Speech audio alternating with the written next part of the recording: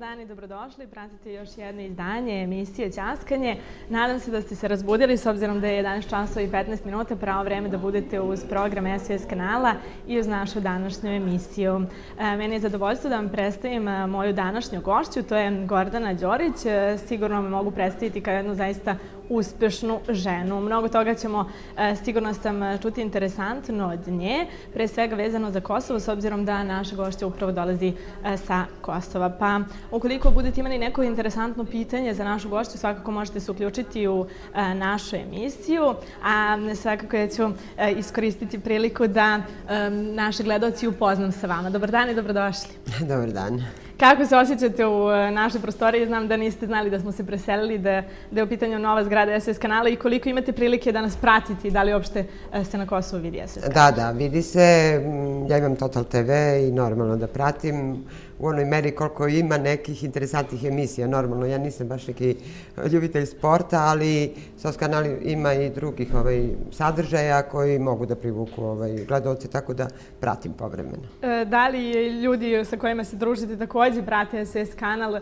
Kako vam se čini, koliko je gledan na Kosovu? Pa oni koji imaju Total TV, oni prate. Mislim, znam da prate, naročito kad su te bitne utakmice, onda se samo o tome priča i zamole, na primjer, oni koji nemaju Total TV, onda dolaze kod mene. Ja im tada, naravno, da pružam mogućnost da gledaju vaš program. Zaista, što se tiče vašeg profesionalnog života, izuzetna biografija, izuzetno ste uspešni u svom poslu kojim se bavite. Pa što je to ono za vas najbitnije? Šta biste najviše istekli, na što ste možda najviše ponosni iz vaše poslovne biografije? Pa, poslovne biografije. Mislim, najponosnija sam na nagradu koju sam dobila 1996. godine od Privredne komore Srbije kao najuspešniji menadžer za tu godinu u Srbiji. Mislim, to je stvarno nagrada koja je tada u to vreme bila zaslužena, jer ja sam vodila našu firmu, privatnu firmu, koja je u to vreme zapošljavala 65 radnika u Prištini normalno i isključivo je opstajala zato što je imala taj kvalitet koji se tražio u to vreme. A da ne kažem i ovi ostali uspesi i sada. Sada sam ponosna na sve ovo što radimo, jer živeti pod teškim uslovima koji vladaju dole na Kosovu i Metohiji i svaki rezultat je nešto što je jako pozitivno za samu zajednicu. I normalno, mislim, to mi je i motiv da nastavljam dalje da radim u tom delu. S obzirom da zaista su okolnosti tamo mnogo teže nego ovde, koliko je tamo teže napredovati ili samo održati taj posao i sve ono što radite? Sada je jako teško. Stvarno je jako teško. Mi živimo pod sasvim drugim uslovima. Ako znamo da još uvek ne postoji sloboda kretanja, ako znamo da na Kosovu i Metohiji nema vladavine prava, ako znamo da smo tretirani kao građani petog reda, da tako kažem. Isto tako, ako znamo i posle 11 godina da nam je uzurpirana imovina, naša poslovna imovina, kao i privatna normalno, ali da biste vi radili kvalitetno i da biste mogli da razmišljate o nekim planovima ekonomskim, vi morate na prvom mestu stvarno da budete zaštićeni zakonom, i normalno da vam se oslobodi vaša uzurpirana imovina. Toga nema. Kako će biti u buduće, ne znam, ali ja sam optimista uopšte i veliki borac. I trudim se, evo sad, baš u okviru naše organizacije, pokrenuli smo projekat Povraćaj uzurpirane imovine. Ima tu pritisaka od mnogih da se zaustavimo, ali mi sigurno nećemo. Ova ekipa koja to radi, jako smo hrabri i stalno ističemo gde su problemi, a sve iz razloga da se ti problemi reše. Koji su to ljudi koji prepoznaju probleme, žele nekako da vam pomognu i da izgurate to što ste naumeli? Pa sada je lepo što smo dole formirali stratešku akcijnu mrežu. U toj mreži su 60 nevladinih organizacija. Lepo je što te uspešne organizacije vode mladi ljudi i oni prepoznaju ono što je važno za sve nas, a i dovoljno su hrabri da se uhvate u koštac sa svim što nas normalno snalazi u toku tih aktivnosti i zahvaljujući toj mreži mi smo uspeli da dođemo do finansije normalno i da pokrenemo taj projekat i da zajednički normalno radimo sve ovo što radimo sada. To su kampanje, raznorazne, lobiranje. Tu je, organizujemo konferencije za štampu gde iznosimo probleme, gde jasno ukazujemo ko je uzurpator i normalno dajemo predloge kako da se to reši. Vi ste pomenuli da ste optimista. Da li su inače naši ljudi koji su ostali na Kosovu zaista svi optimisti i koliko im je teško? Pa, ne znam kako da vam odgovorim na to pitanje. Ja ljude dole na Kosovu i Metohiji delim na dve grupe. Na građane i na političare. I moram tako da podelim iz razloga što jedni stvarno žive jako skromno, oni i jesu skromni i jesu dobri ljudi, žele jedni drugima da pomognu, jesu optimisti u onoj meri koliko im se da neki tračak svetlosti da može da bude bolje. Ali, nažalost, svih ovih godina taj narod je dosta zloupotrebljavan od strane političara. Tako da nisam sigurna da su mnogi ostali optimisti. Naprotiv, žao mi je što mnogi već razmišljaju gde će da presele svoje porodice i gde da stvaraju neku drugu budućnost. Političari su trebali da promene mnogo toga, da bude pozitivno, ali nažalost nisu radili. Radili su isključivo u svom interesu i interesu svojih partija i svojih porodica koje su tu. Da će promeniti, vidjet ćemo. Kako ste se vi odlučili da ostanete dole, da vaš život nastavite možda u Beogradu ili nekom drugom gradu u Srbiji? Pa Priština je moj rodni grad. Ja sam za svoje 51 godinu boravila isključivo u toj sredini. Znači do 99. u Prištini, a sada 6 km dalje u toj srpskoj enklavi. I to mesto, to je rodno selo mog oca, gde smo mi pravili kuću još 91. To je sredina koja mene poznaje od rođenja, da tako kažem. To su ljudi koji su moji prijatelji, školski drugovi i normalno, jednostavno, to je nešto što je nama u duši, to naša rodno mesto i, da kažem, područje gde smo mi svih ovih godina nešto stvarali.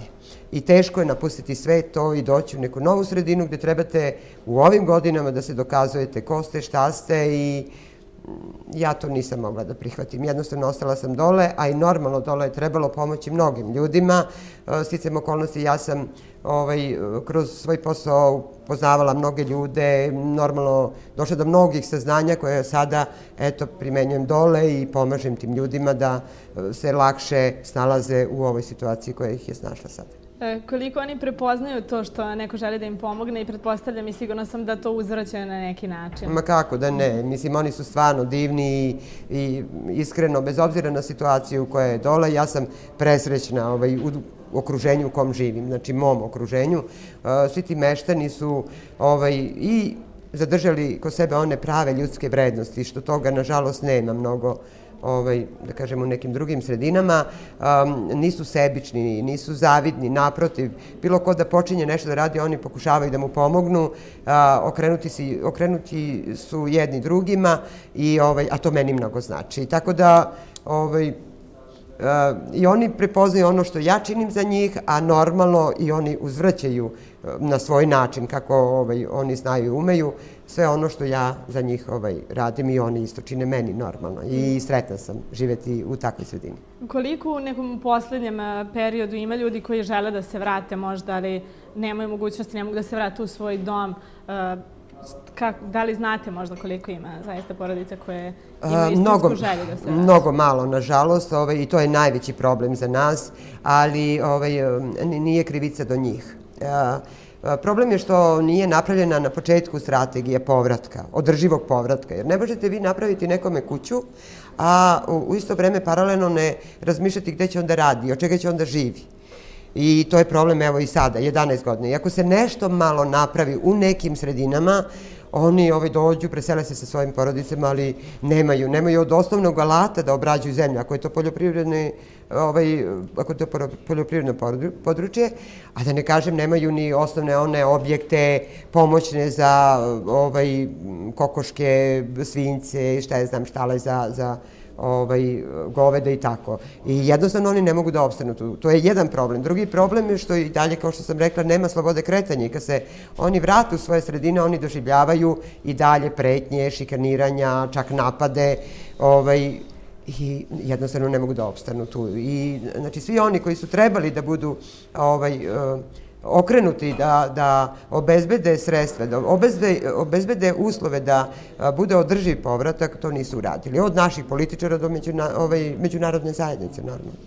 Kada se okrenuti nazad, s obzirom da ste čitav život na Kosovu, pa koji vam je to trenutak onako najteže pao, čega se to setite onako sa velikom tugom? 99. Ja, mislim, ne mogu da je ne pomenem, ne mogu da mi ne bude teško. Jer 99. su otišli svi moji prijatelji, zapravo proterani iz grada. 99. sam proterana i ja iz svog grada. I moj život više nije onaj koji je bio do 99. Mislim, mogu da odem bilo gde, ali ja ne mogu više da vratim nikad onaj život koji smo imali do 99. u tom našem gradu. I mislim, ja tu godinu stvarno uvijek ću pamtiti i jako, kad god mi neko pomene 99.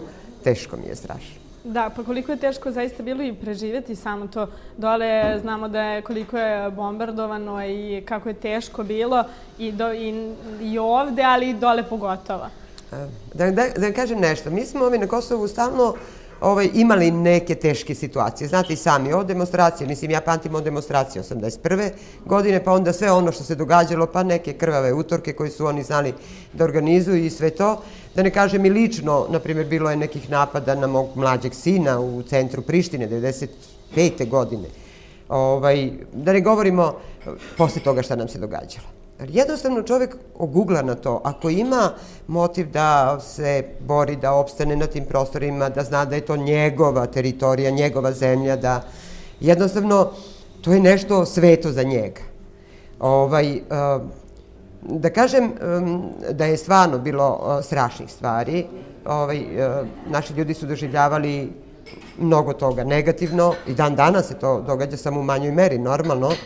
Ali da ne govorim, da ne pomenem i 17. mart 2004. kad smo mislili da napokon više neće biti takvih progona, desio se 17. mart, opet smo doživjeli sve to što smo doživjeli, ali da ne kažem, ja lično i onaj autobus 16. februara 2001. kad je nažalost poginulo 12 naših Srba, ali jednostavno ja sam shvatila da nema smrti bez sudnjega dana. I verujte, stvarno se ne plašim. Mislim, ne plašim se da će možda sutra nešto mi se desi. Jednostavno smatram da ako se nešto desi, znači tako je suđeno i ja protiv toga ne mogu da se borim. Idem hrabro tamo gde treba da odem, da se pojavim na nekom mestu gde treba da se pojavim, da li treba nekom da pomognem ili nekog da, šta ja znam, usmerim ka nekom pozitivnom putu, ali straha više kod mene nema.